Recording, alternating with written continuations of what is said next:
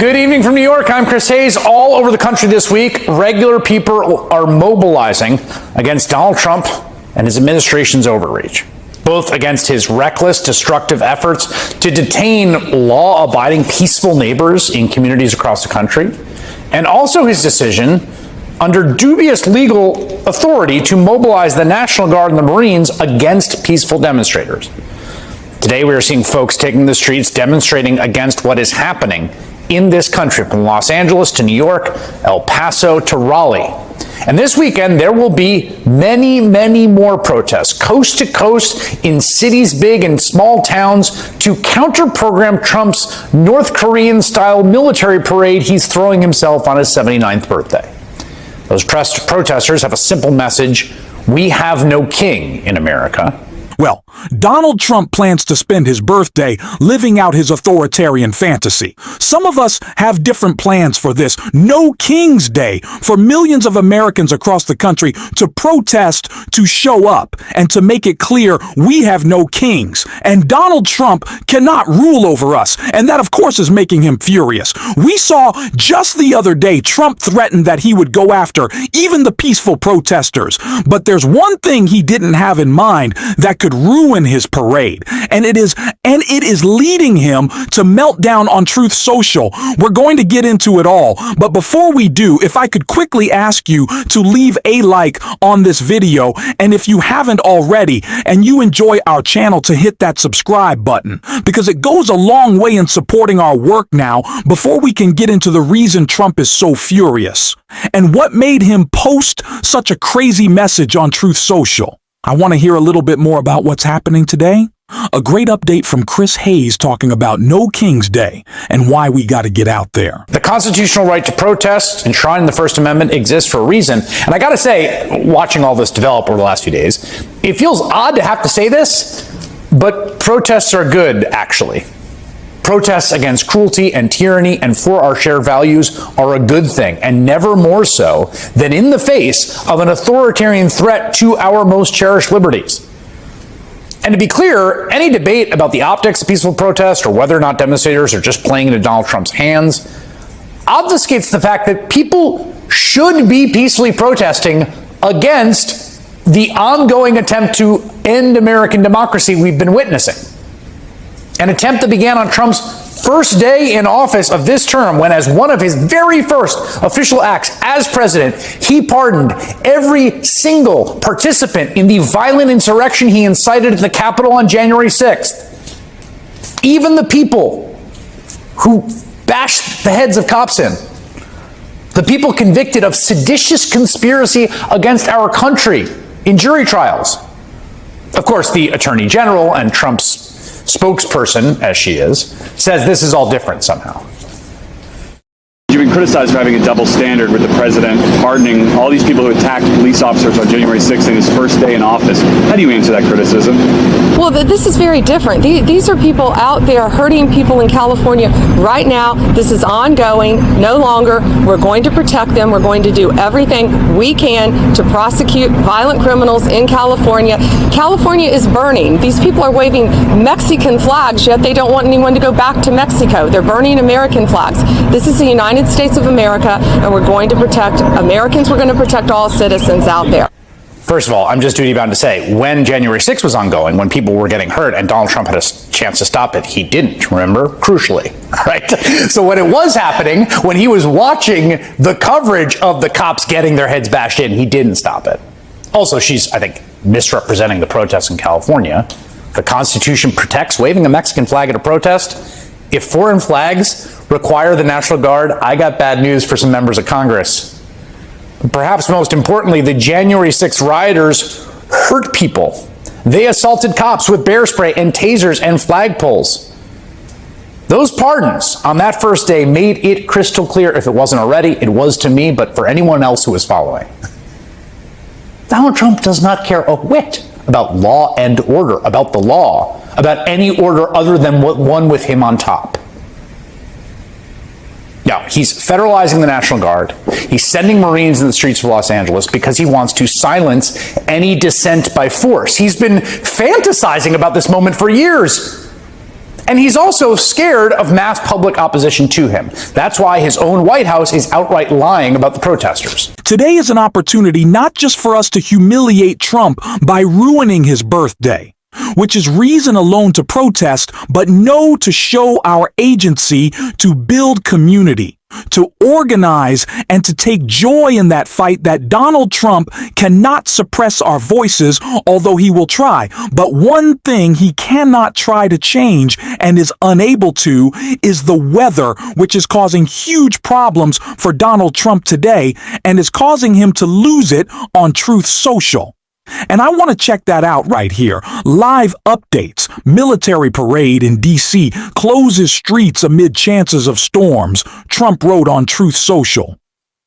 Our great military parade is on rain or shine. Remember a rainy day. Parade brings good luck. I'll see you all in D.C.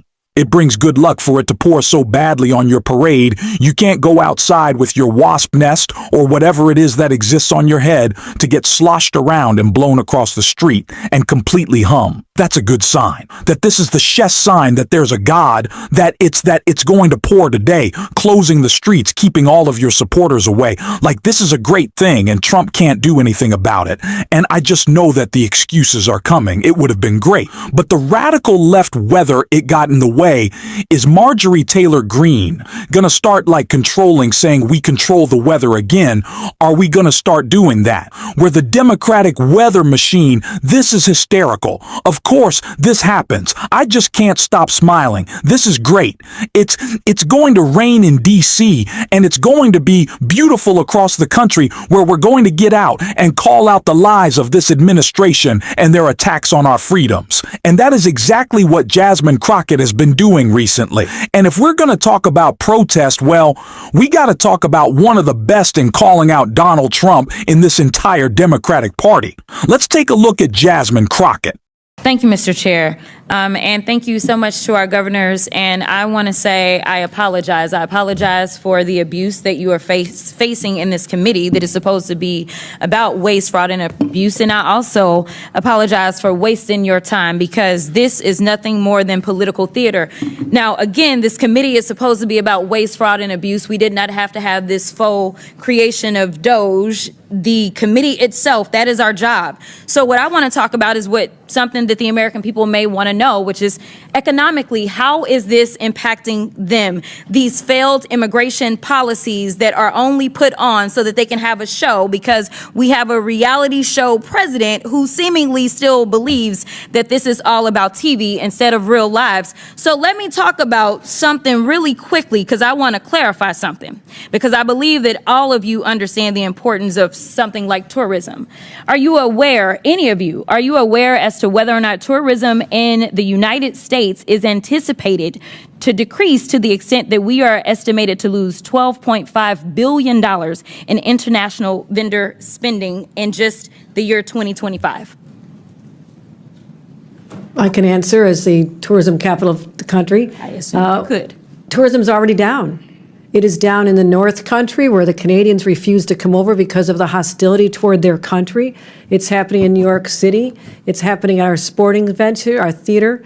There's a ripple effect throughout our entire economy because of the change in attitude that our country, that once welcomed people from all over the world to visit and recreate and to live here, now feels like a very hostile place to them. It is going to have an economic impact on our bottom line, without a doubt. So let's talk about it a little bit more. So I am supposed to have a number of FIFA games in Dallas, and I am fully anticipating that we are going to have a problem, because I've been receiving phone calls that people don't feel safe coming here. And it's not the immigrants. It's this government that is making them feel unsafe. But let me also do this, because they love to cherry pick. They can find, any one person that has been killed. And if they've been killed by an immigrant, then God darn it, every single immigrant is going out and they are killers. And that is the problem. But they don't want to talk about white supremacy. I don't know how many hearings we going to have about the fact that there's been this one immigrant that killed this one person. And no, I'm not excusing any killings by them or white supremacists. But they haven't had these hearings. We didn't have a hearing on Buffalo and what happened there. We didn't have a hearing on El Paso and what happened there. We didn't have a hearing on Charleston and what happened there. So it's interesting that they pick and choose, because it seems like they love to pal around with the white supremacists, and so they don't want to talk about certain other things. But economically, I want to make sure that we're making this point again, because I know that Governor Pritzker, you were the beneficiary of a lot of things from the state of Texas. And a lot of people believe that Republicans are fiscally responsible, but instead they are actually fiscally irresponsible, because what he spent was a whopping $221 million transporting people from Texas to your state. Something tells me that he could have done something else with that $221 million. In addition to that, I know that there's been some conversations about what's going on in LA, and they want to say that it's riots because they didn't want people to keep talking about, say, the Epstein files or whatever other drama was popping off between the president and his little friend. So they wanted to change the conversation to immigration because they feel like, well, the polling is in our benefit. But let me tell you something. If they cared about making sure we were going to be fiscally responsible, they would tell the American people that it cost them $134 million to send the National Guard to LA for the quote unquote riots that the governor didn't ask for, nor did the mayor of LA ask for. And they sent them over there, and they say that they care about our service members, yet they sent them and they were laying on the floor. They did not provide for food. So I don't know why we would believe that, number one, they want to fix this. They don't want to fix this, because the brokenness is a feature, not a flaw of the system, because it is beneficial to them when it comes to campaigning. If they can't stoke fear, then why are they going to say have anybody vote for them? Because that's what people are doing. They're voting out of fear. But Ms. Perryman, we know each other a little well, and I know you got a law degree. And it seems like we all need law degrees in here nowadays to understand the Constitution. So really briefly, I just want to make this point. There is a certain person that was afforded, say, due process. But let's say if, say, Donald Trump had been charged with all of these cases that he got charged with in 4 different jurisdictions, if he wasn't afforded due process, there could have been a possibility that he just would have been locked up and thrown somewhere, right? That would be a possibility. And then maybe we wouldn't have a tariff war or anything else that we're dealing with or all the other nonsense. But the point is, he was afforded due process. And regardless of the political opposition, Democrats, Republicans, and independents, I thought, believe that due process should be afforded to everybody, even him. Due process is for everyone. Okay, so the Fifth Amendment doesn't say that it's just for the people that are Americans? It does not. It says anybody on our soil? It's for everyone. Okay, it's pretty simple. I don't know why we are having issues, but I thank you and I will yield. That is exactly the type of energy I am looking to see from everybody today, and I'm excited to see all y'all out there. And I know this sounds kind of crazy to say in a day that we're protesting an authoritarian takeover, but enjoy it. Build community. Introduce yourself to someone. I know it sounds weird to be like friends, but this should be a joyful act of community building. That's what we need to do in this moment, to come together, to unite. We're fighting against something greater, but also for something greater. I feel like that's so much of what we lose out right now and what we need to continue to focus on. There's so many conversations about the branding of our party and the Democratic approval rating, and I feel like we spend so much time talking about the numbers and too little time talking about what we really want. There are so many young, inspiring leaders. We have the better vision. We know it to be true. Of course, we need to call out this authoritarian regime, but also at the same time, let's say what we're going to do. Different. We are not throwing a wasteful military parade. We're organizing in the streets, fighting for freedom. That is a differentiator between us and MAGA to start. Now let's keep making those differences. Let's keep pointing out how we will change things for the better.